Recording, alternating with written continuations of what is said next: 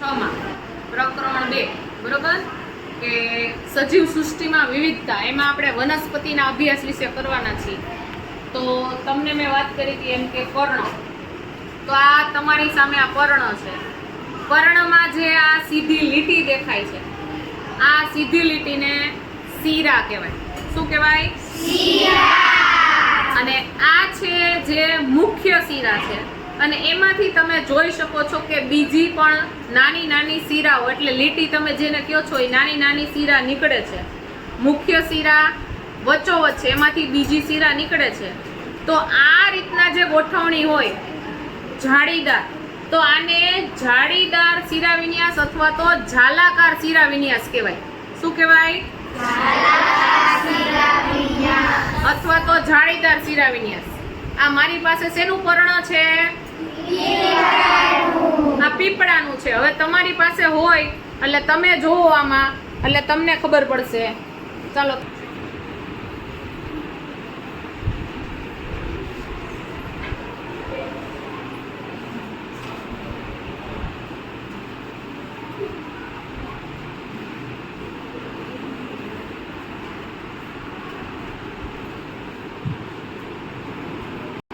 પર્ણ છે. હવે મકાઈના પર્ણને તમે જોશો તો વચ્ચોવચ્ચ એક મુખ્ય શીરા છે, અને બાજુમાં જે શીરા નીકળે છે એ પણ કેવી છે તો કે પેલા જે પર્ણ હતું પીપળાનું એની જેવી રીતના નથી. સીધી બંને સાથે જ તમે જોઈ શકો છો કે બધી જ શીરાઓ છે કેવી છે તો કે એકબીજાથી સાથે સમાંતર રહીને ગોઠવાયેલી છે. આમાં તો આ પ્રકારની ગોઠવણી હોય એને સમાંતર શીરા વિન્યાસ કહેવાય. જેમ કે આ પર્ણ છે મકાઈ, આ સિવાય તમે મકાઈ સિવાય જુવાર, બાજરી, ઘઉં એ બધામાં જુઓ તો આ રીતની તમને સરસ ગોઠવણી જોવા મળે, તો આને કહેવાય સમાંતર શીરા વિન્યાસ.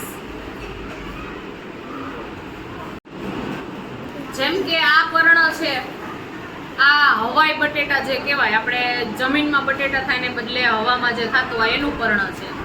તો એમાં શીરાની ગોઠવણી તમે જુઓ કઈ રીતના છે, અને પર્ણનો આકાર બરોબર.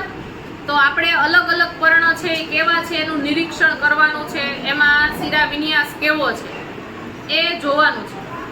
હવે બીજું પર્ણ મારી પાસે છે અત્યારે, કાકડીનો વેલો હોય એનું, તો એમાં શીરા વિન્યાસ ગોઠવણી કેવી છે જોઈ અને તમારે મને પછી કહેવાનું છે.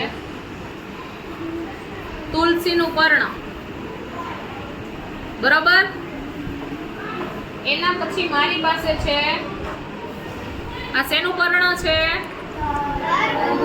તરબૂચ બરોબર. આ તરબૂચના વેલાનું પર્ણ છે.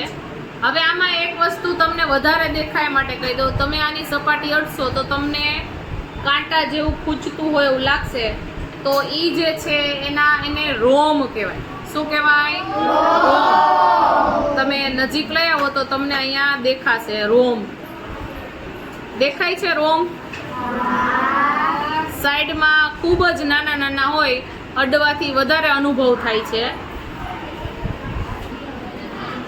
આ રોમ તમને નજીકથી જો દેખાય છે, જે આપણે કાંટા જેવું લાગે આપણને, પણ એ છે કાંટા નથી, પણ એને રોમ કહેવાય. ચાલો, હવે બાળકો તમે આ પર્ણ છે એ પર્ણના શીરાનો અભ્યાસ કર્યો અને એમાં કેવી રીતના શીરાની ગોઠવણી છે એ જોઈ, પણ શું તમે એના મૂળનું અવલોકન ક્યારેય કર્યું છે? તો એનું મૂળ કેવી રીતના છે તો અહીંયા આપણે જોઈએ તો જે પર્ણ છે આવી રીતના જે પર્ણ છે એની આવી જાળીદાર શીરાઓ ગોઠવાયેલી હોય, એનું મૂળ તમે જુઓ તો કેવું હોય તો કે એક જાડું મૂળ હોય અને એમાંથી નાના નાના બીજા મૂળ નીકળેલા હોય. તો આ રીતની મૂળની ગોઠવણી હોય એને સોટીમય મૂળ તંત્ર કહેવાય. અને હવે આપણને પ્રશ્ન એવો થાય કે ભાઈ જે પર્ણ છે આવા જાળીદાર નથી, સમાંતર છે, તો એનું મૂળ કેવો છે? મકાઈનું. તો આ મકાઈના છોડના પર્ણનો તમે શીરા વિન્યાસનો અભ્યાસ કર્યો કે ભાઈ સમાંતર શીરા વિન્યાસ છે, તો એના મૂળ તો કે ઓની જેમ એક જાડું મુખ્ય મૂળ નથી નીકળતું, ફરતી કોર બધે એક સરખા પાતળા જ મૂળ નીકળે છે. તો આવા જે મૂળ છે એને તંતુમય મૂળ તંત્ર કહેવાય, કે જેમાં બધી જ બાજુએ છે એ પાતળા પાતળા પાતળા નાના મૂળ છે એક સરખા નીકળે, પણ એમાં મુખ્ય મૂળ હોય નહીં. તો પર્ણ છે એ જાળીદાર શિરા વિન્યાસ ધરાવતું હોય, એટલે કે એમાં શિરાની ગોઠવણી આ રીતના હોય, તો એ પર્ણના છોડનું મૂળ તમે જુઓ તો એ આવી જ રીતના હોય કે એક મુખ્ય મૂળ હોય અને એમાંથી પેટા મૂળ નીકળતા હોય, તો એને સોટીમય મૂળ તંત્ર કહેવાય. અને જે પર્ણ છે એની શિરા આવી રીતના સીધી લીટીમાં ગોઠવાયેલી હોય તો એને સમાંતર શિરા વિન્યાસ કહેવાય. અને એ પર્ણનો છોડ તમે ઉખાડો તો એનું મૂળ છે એ કેવું હોય તો કે એક સરખા તાતરા તાતરા વાળું આવી રીતના. તો આને તંતુમય મૂળ તંત્ર કહેવાય. જેનો સંબંધ કે ભાઈ કયા પર્ણ કેવું છે તો એનું મૂળ કેવું હશે એ તમે પર્ણ જોઈને કહી શકો, નહીતર આપણને મૂળ જોયા વગર ખબર કેમ પડે કે ભાઈ આ છોડનું મૂળ કેવા હશે.